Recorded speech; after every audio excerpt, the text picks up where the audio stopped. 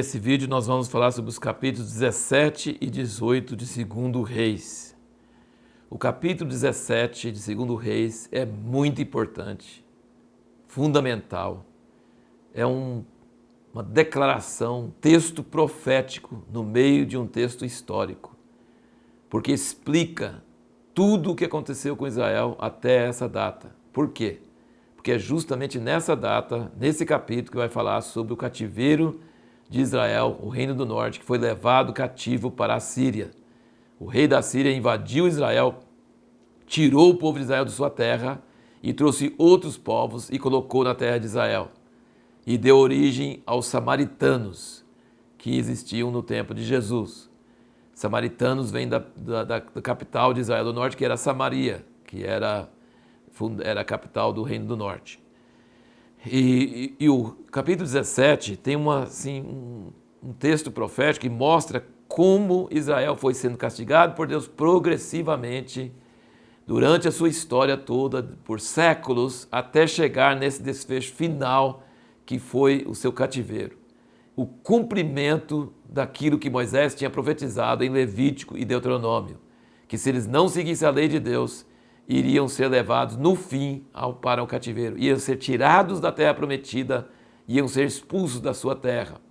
E aqui explica que a idolatria, os bezerros de ouro de Jeroboão e toda essa coisa toda, e foi progredindo, piorando cada vez mais, até levar, no versículo 15 do capítulo 17, fala o seguinte: rejeitaram os seus estatutos, seu pacto que fizeram com os pais deles, como também as advertências que lhes fizera, seguiram a vaidade, tornaram-se vãos, como também seguiram as nações que estavam ao redor deles, a respeito das quais o Senhor lhes tinha ordenado que não as imitassem.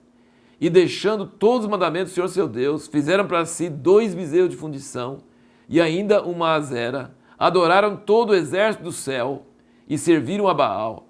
Fizeram passar pelo fogo seus filhos, suas filhas, e deram-se adivinhações e encantamentos, e venderam-se para fazer o que era mal aos olhos do Senhor, provocando-o a ira. Pelo que o Senhor muito se indignou contra Israel e os tirou de diante da sua face, não ficou senão somente a tribo de Judá. Então você vê uma progressão e você vê Deus cumprindo sua palavra, que ele profetizou através de Moisés que isso ia acontecer, mas também vê a compaixão, a longanimidade de Deus, como ele demora a fazer isso, como ele manda profetas alertando. Aqui fala que tinha duas coisas: eles não atenderam à lei, que é a palavra escrita do passado, e não ouviram os profetas, que era a palavra oral de Deus no presente.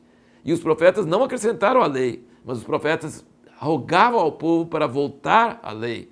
Deus tem a sua palavra escrita, que é coisa do passado, e ele tem a sua palavra do presente, que são pessoas vivas, atuais, que chegam e suplicam e falam, e são a voz de Deus para que o povo se volte a ele. E você vê que a coisa vai piorando, começando com idolatria, com bezerros, mas depois vai para adivinhações e encantamentos. Isso é feitiçaria, isso é espiritismo. E depois termina com sacrificar os filhos. Hoje nós não sacrificamos os filhos a deuses falsos, mas nós sacrificamos a deuses que nós temos, que é uma vida cômoda, um materialismo, não querer ser incomodado. Nós temos ídolos hoje também. E deixar a lei de Deus e deixar as advertências dos profetas é a receita segura para ir para o cativeiro. Então a pergunta: por que Deus deixou Israel ir para o cativeiro? Está explicado no capítulo 17. Porque deixaram a lei de Deus e não ouviram os profetas. E entraram em idolatria, e a idolatria levou à feitiçaria, e a feitiçaria levou a sacrificar os filhos, queimar os filhos no fogo para o Deus estranho. Nós temos aqui também nesses capítulos a origem dos samaritanos, que era o povo estrangeiro que o rei da Síria levou para Israel, e aí os leões e o pessoal começou a consumir, as bestas do mato, e houve muita desavença. Eles falaram assim: o pessoal está sendo perseguido, eles não sabem o jeito do Deus da terra. E aí ele levou os sacerdotes idólatras de Israel para ensinar o povo que foi para lá como é que é o Deus de Israel. Você já pensou? Esse povo de Israel já era um povo de sincretismo. Sincretismo é a mistura de coisas verdadeiras com coisas falsas. Jeroboão já começou com isso, dizendo que ia fazer festa no 8º mês e não no 7º, e colocando outros sacerdotes, e misturando a religião certa, a ordem de Deus certa, com as coisas falsas. E aí o rei da Síria levou sacerdotes idólatras de Samaria para ensinar o povo que levou lá. Então virou uma mistura terrível de idolatria com coisas de Deus. E aí quando Jesus chega, a mulher samaritana sabia de Jacó, mas também achava que aquele poço era de Jacó, não sei o quê. Então os samaritanos eram uma mistura terrível, sincretismo de coisas verdadeiras com coisas falsas, coisas terríveis. Mas no meio dessas histórias também, no capítulo 18, nós vemos o surgimento de Ezequias, um dos melhores reis de Israel, filho de Acaz, que foi um dos piores. Como pode? Será que foi a mãe dele? Talvez. A influência da mãe é uma coisa muito importante. O pai dele era Acaz, terrível, mas a mãe dele pode ter ensinado ele. Ele fez o que era reto. Aqui diz duas palavras muito, muito maravilhosas, duas frases.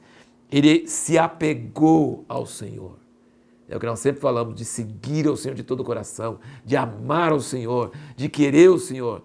E Ezequias se apegou ao Senhor e o Senhor era com ele. E Ezequias foi tão forte em buscar a Deus e tirar toda a coisa errada de Israel, de Judá, que ele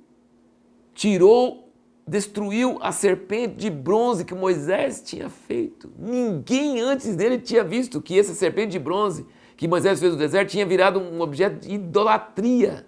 E ele teve coragem de destruir esse objeto antigo que se tornou um objeto de idolatria. Então você vê que realmente Ezequias era uma pessoa muito, muito forte de seguir a Deus de todo o coração, maravilhoso.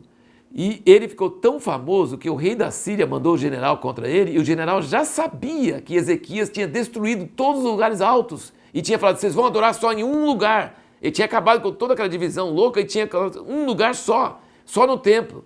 E o rei da Síria não entendia nada disso, e para eles, quanto mais lugares você tiver, mais o Deus deles ia ficar feliz. E ele falou assim, vocês estão achando que Deus vai ouvir vocês? Ezequias tirou todos os lugares de culto dele e falou que vai adorar só num lugar só? Então Ezequias foi tão forte em voltar para Deus que até o rei da Síria sabia disso. Isso é impressionante. E na época, mesmo na época de juízo, que Deus está trazendo juízo que vem dele, quando o objeto, o veículo que ele está usando para trazer juízo se torna arrogante, blasfemo, Deus fica irado. Ele está querendo trazer juízo sobre Israel, mas aquele país, como o rei da Síria, fala assim, seu Deus não está com nada, eu já acabei com tantos países e todos os deuses deles não fizeram nada, eu vou acabar com vocês também, não tem nada a ver. Isso levanta a ira de Deus na hora. Nós vamos ver isso nos próximos capítulos. E a pergunta que nós queremos responder no próximo vídeo seria o seguinte, o que seria um bom modelo para seguirmos em oração?